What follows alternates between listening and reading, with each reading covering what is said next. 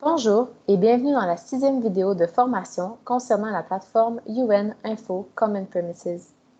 Voyons maintenant comment compléter la première section de la 3e étape du stocktake, Premises Attributes, soit les données relatives aux premises. Le CPC et le membre du CPWG sont chargés de remplir cette partie pour chaque premise. Ils doivent saisir une description en anglais qui peut inclure le statut des premises, temporaire ou à long terme, les occupants et les types de bureaux ou toute autre information pertinente. Puis, choisissez si les premises sont hébergés par le gouvernement. Government Collocated signifie que les bureaux sont situés dans une installation gouvernementale. Seulement si Yes est sélectionné, un champ apparaîtra à droite, Government Managed.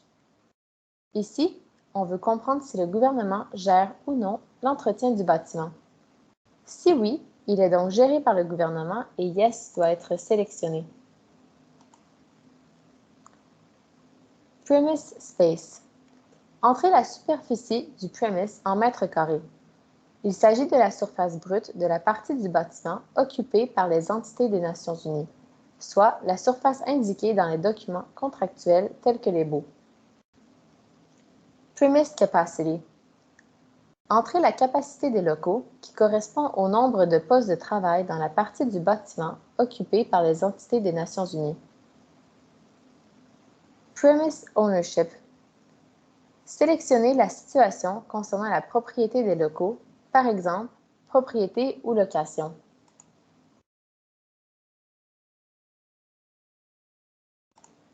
Sélectionnez, le cas échéant, les restrictions pour accueillir une autre entité des Nations unies dans les locaux.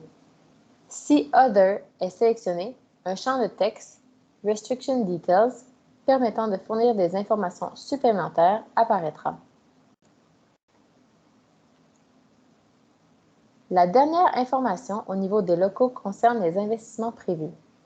Sélectionnez Yes si des investissements sont prévus au cours de cette année suivante et remplissez les champs nécessaires.